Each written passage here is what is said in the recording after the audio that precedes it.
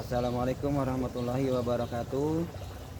Yang terhormat Bapak Ibu penguji ujian kinerja, perkenalkan nama saya Dasna SE, mahasiswa PPG Guru Tertentu tahap 1 tahun 2025 dari LPTK Sanata Dharma Yogyakarta dengan NIM 242980186, bidang studi ekonomi. Hari ini saya akan melaksanakan praktek pembelajaran dengan materi keragaman aktivitas ekonomi masyarakat. Demikian perkenalan dari saya. Terima kasih. Assalamualaikum warahmatullahi wabarakatuh.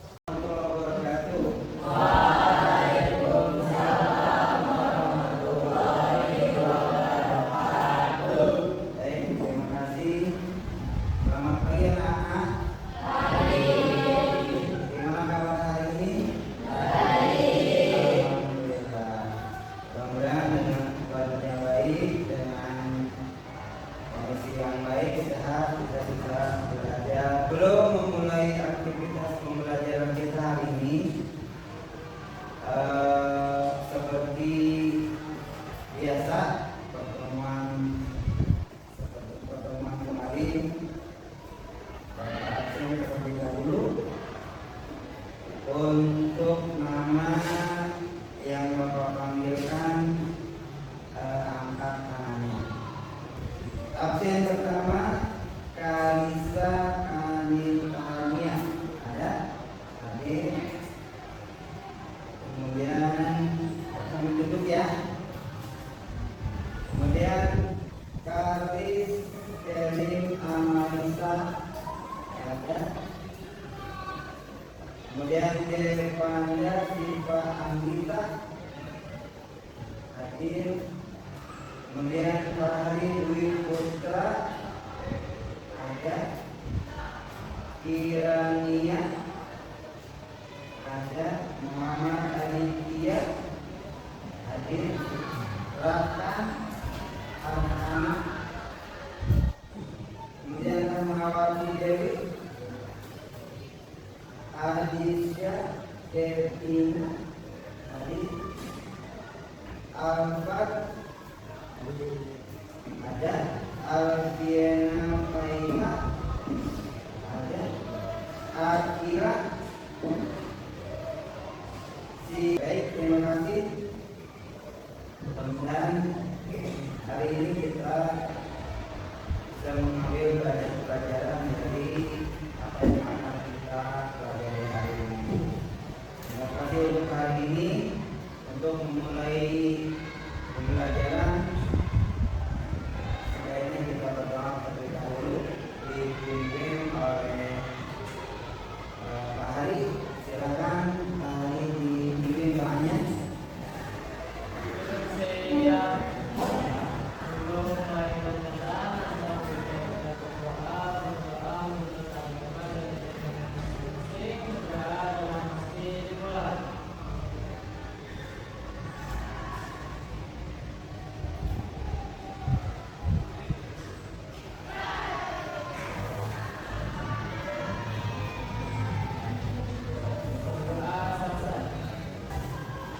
Ini materi IPS yang akan kita pelajari tentang tema 2, kemajemukan masyarakat Indonesia, dengan subtema pokok bahasan proses geografis dan keragaman aktivitas ekonomi. Nah, di sini apakah pernah melihat, membaca, mengamati tentang proses ekonomi di lingkungan sekitar? Pernah?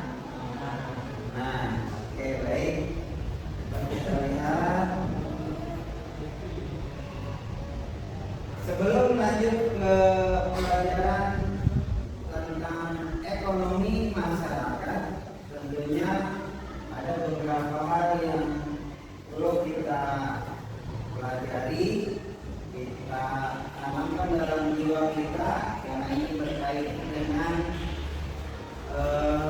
kepribadian kita tentunya di sini sesuai dengan kurikulum merdeka yang dicanangkan oleh Kementerian Pendidikan dan Kebudayaan, adanya profil pelajar Pancasila. Nah, kita ditanamkan untuk memiliki jiwa Pancasila, 5 sila. Salah satunya ada di sini beriman, bertakwa kepada Tuhan Yang Maha Esa dan berakhlak mulia.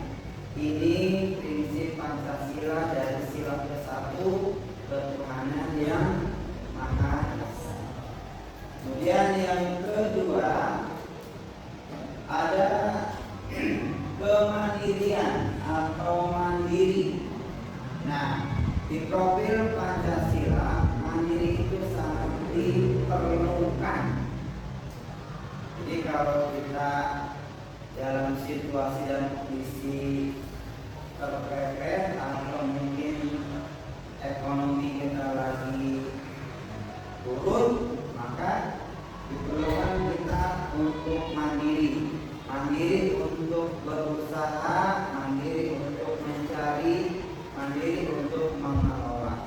Kalau tidak punya sifat seperti ini, otomatis kita akan selalu turun drastis. Baik, selanjutnya ada profil Pancasila yang berikutnya, berkebinekaan global. Artinya yang namanya bineka itu kan bermacam-macam ya, bermacam-macam, tetapi itu secara global, secara menyeluruh. Walaupun kita sama-sama berbeda suku, budaya, bahasa, bangsa, ekonomi kita berbeda, tetapi kalau diperlukan, otomatis dari segi prinsip ekonomi kita akan kuat, akan jaya. Itu untuk berkebinekaan. Kemudian yang berikutnya bergotong royong. Ini juga sangat dibutuhkan, sangat diperlukan dalam kehidupan sehari-hari. Seperti kita saat ini tidak bisa kita belajar sendiri atau namanya otodidak, kecuali harus dengan guru, harus dengan yang lain. Istilahnya kita kolaborasi, bergotong royong untuk mencapai satu tujuan kehidupan. Kemudian ada bernalar kritis. Di sini kita diperlukan kalau kita sebagai insan yang dikatakan makhluk yang sangat sempurna, berarti kita harus punya pemikiran yang kritis, pemikiran yang kritis, sehingga apapun permasalahannya, apapun tugasnya, apapun itu resikonya, kita mampu memfilter dan berusaha untuk menyelesaikan masalah yang sedang kita hadapi. Lanjut ke profil Pancasila yang berikutnya, yang ke-6, kreatif. Nah, itu juga diperlukan kalau kita bicara tentang bisnis, tentang kepribadian. Kalau kita nggak kreatif dalam hidup ini akan segalanya susah. Artinya ketika kita belajar yang kreatif, kita nggak memanfaatkan fasilitas yang ada, kita nggak bisa menggunakan gawe, handphone dan lain untuk pembelajaran, itu akan sia-sia. Ya, itu kreatif. Ketika kita dibutuhkan dalam kondisi mepet atau kondisi ekonomi kita sulit, kita harus ngapain itu? Di materi ini tentang kemajemukan masyarakat Indonesia ada 3 sub pokok bahasan: proses geografis dan keragaman aktivitas ekonomi. Kemudian yang kedua, pemanfaatan lingkungan sekitar. Dan yang ketiga, dinamika kependudukan. Ini semua tidak akan terlepas dari kehidupan kita. Tapi yang akan kita pelajari lebih lanjut satu sub kelompok ini agar pembelajaran kita fokus ke sini dari mulai prosesnya dan seterusnya. Untuk ini kita pertemuan yang akan datang. Tujuan dari pembelajaran ini, sini Bapak tulisan tujuan dan indikator capaian pembelajaran.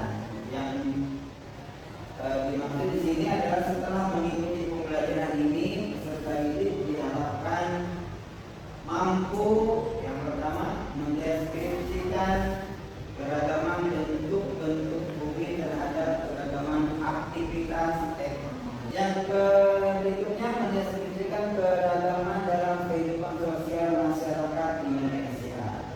Nah, kita setelah belajar ini tahu nih apa aja sih kehidupan sosial masyarakat di Indonesia. Jangan jauh-jauh ke seluruh Indonesia, lingkungan kita ya. Kita banyak melihat beragam kehidupan sosial masyarakat kita.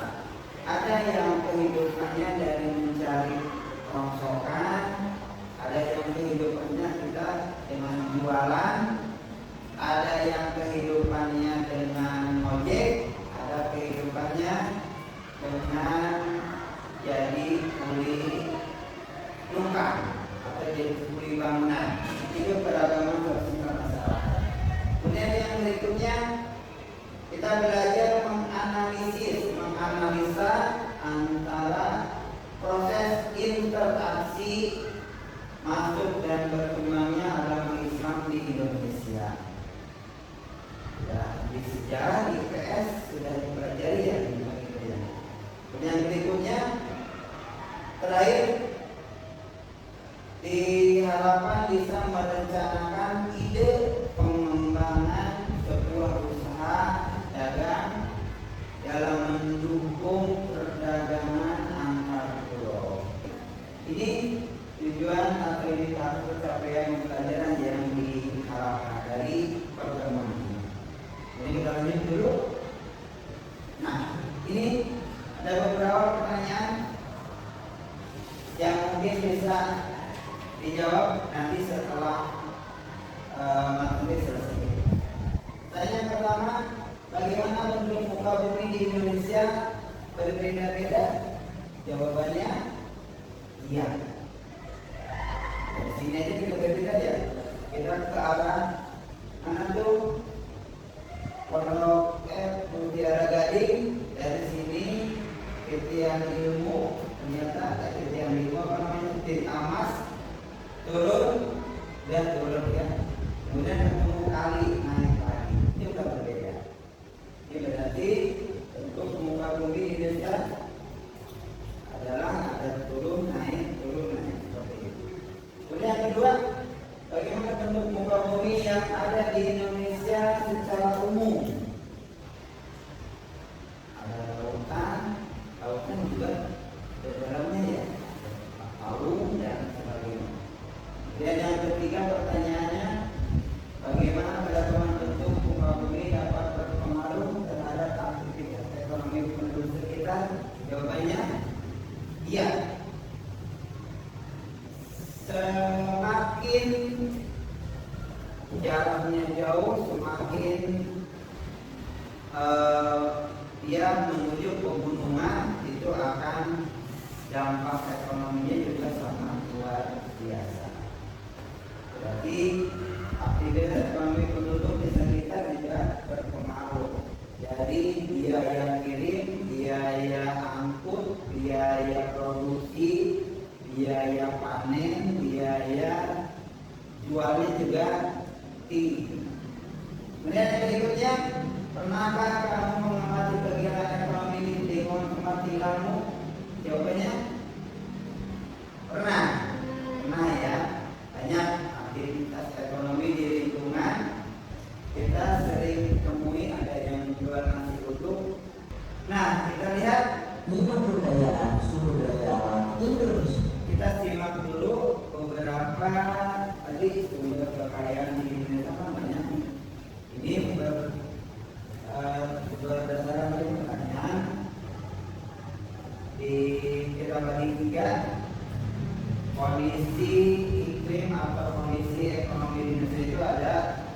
dari pendapat dari laut, darat dan gunung, ya, laut, darat dan gunung.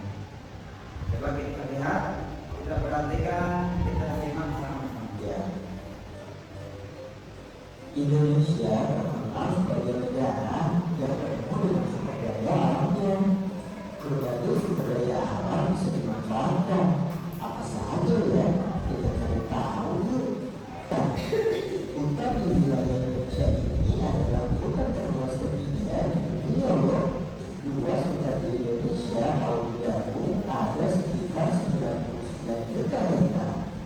Dan membentang dari Indonesia bagian barat sampai ke bagian timur. Tapi sayangnya luas hutan di Indonesia semakin lama semakin turun. Hal ini terjadi karena hutan yang terus mengalami kerusakan. Bahkan berdasarkan data, sekitar lebih dari 600.000 hektar lahan hutan akan hilang setiap tahunnya. Padahal potensi hutan Indonesia ini sangat besar untuk bisa membuat Indonesia lebih maju lagi.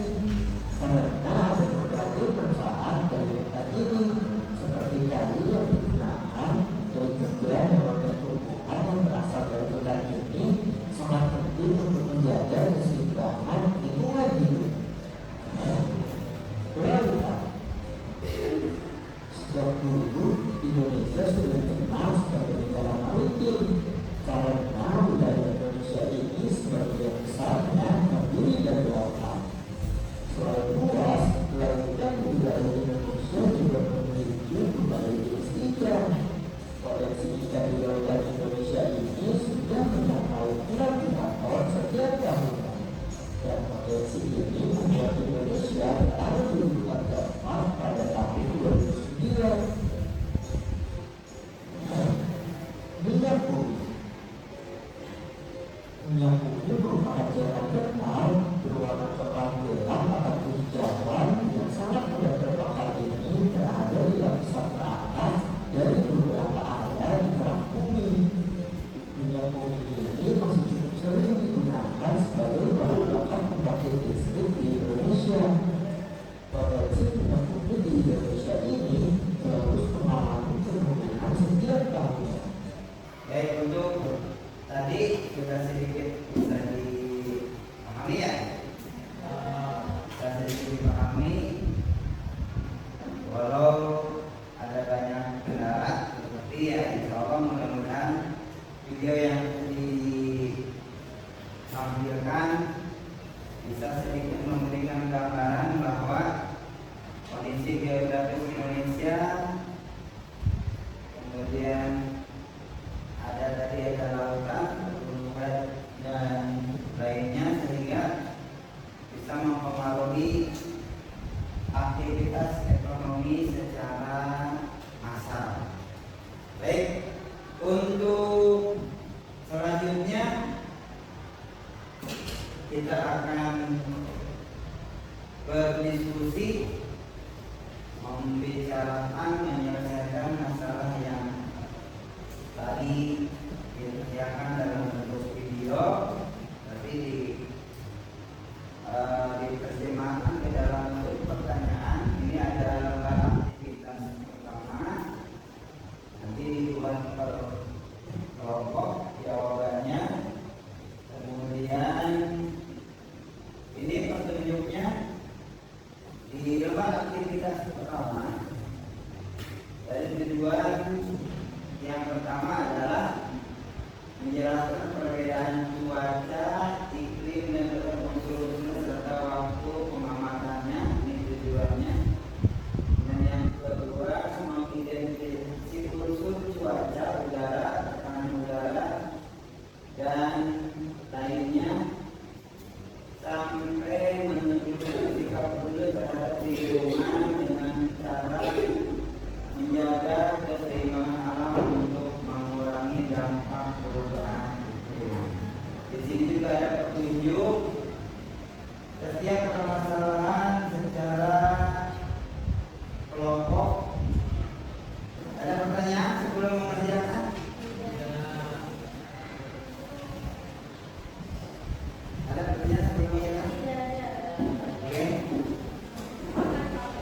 Jadi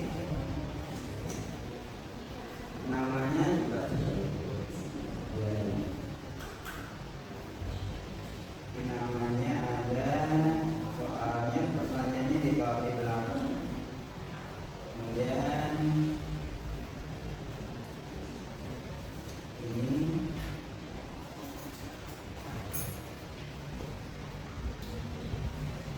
ya. Jadi mulai isinya di sini. Isinya di sini. Jadi isinya di sini aja. 1, 2, 3 di sini. Ya. Kalau ada pertanyaan, ya, nanti ada beberapa pertanyaan. Aktivitas 2, 3.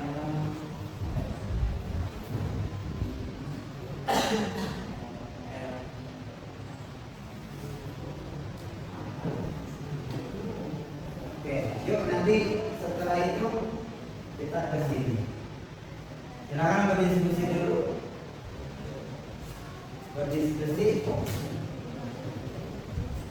Tetap semangat kalau ngantuk ya. Tetap semangat kalau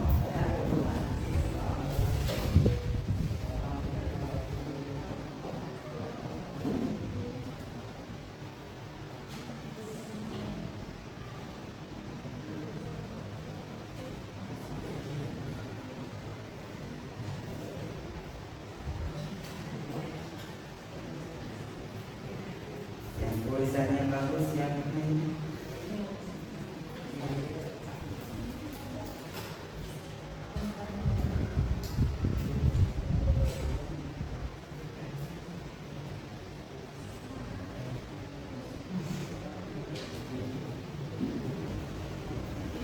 Ayo anak-anak kita ini sehat. Yang lain tolong diperhatikan gayanya, ekspresinya seperti apa nanti disimpulkan. Ya, oke. Silakan. Assalamualaikum warahmatullahi wabarakatuh.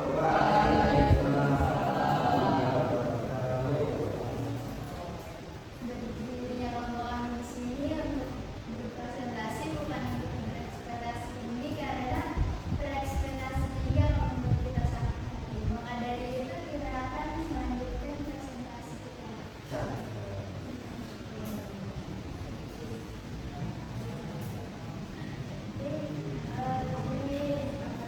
Kembangkan dengan baik, kita jalankan dengan sesuai. Ada yang mengikuti iklim yang ada di Indonesia itu dipastikan hasilnya juga akan melimpah. Terima kasih untuk semuanya presentasi. Berikutnya apa ada yang masih kurang? Cukup? Oke. Kita ke refleksi ya dari pembelajaran pertama sampai terakhir tadi. Ini ada ditulis kembali 1 atau 2 kalimat atau cukup di apa namanya ketika dipertanyakan cukup angkat tangan, kemudian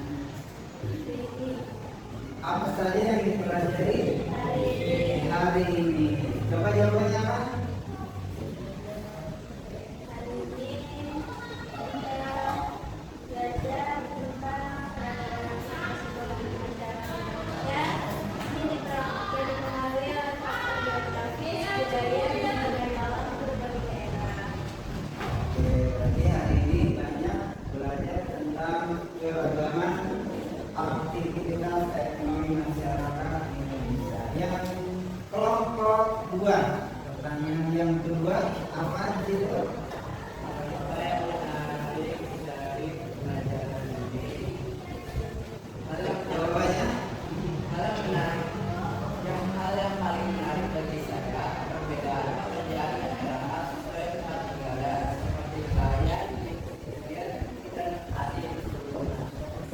jadi berarti karakteristik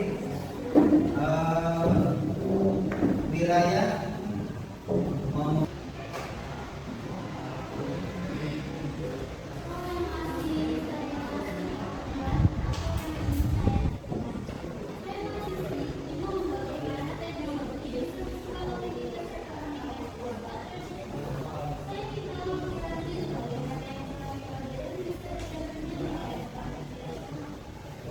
untuk hal itu banyak faktor yang mempengaruhi dan penunjang dan memang membutuhkan waktu yang cukup lama.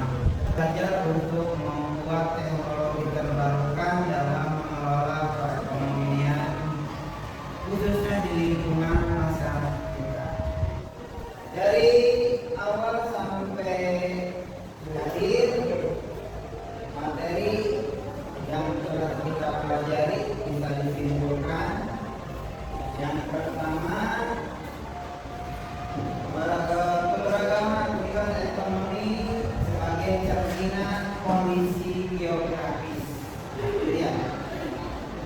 Kunci utama adalah keberagaman aktivitas ekonomi sebagai cerminan kondisi geografis di Indonesia.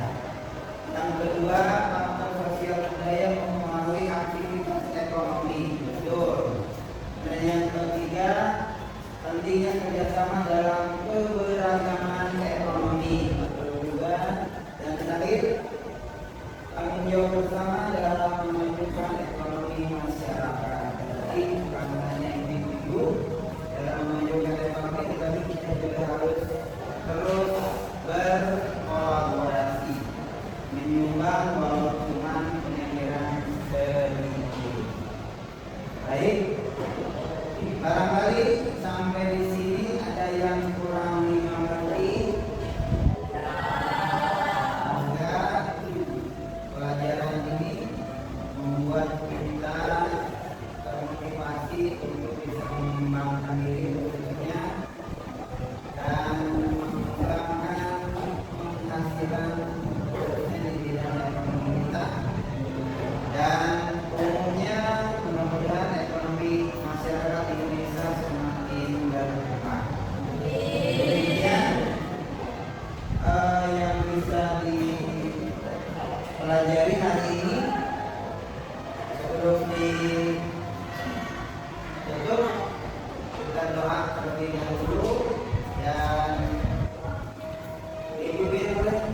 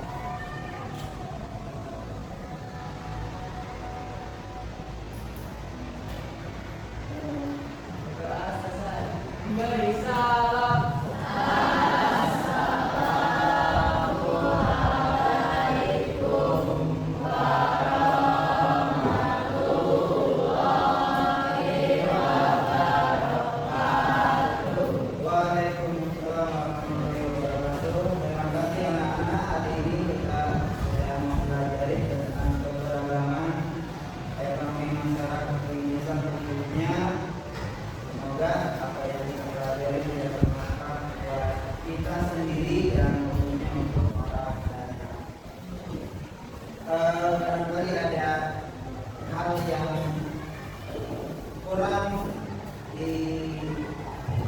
berkenan, kalau mohon maaf.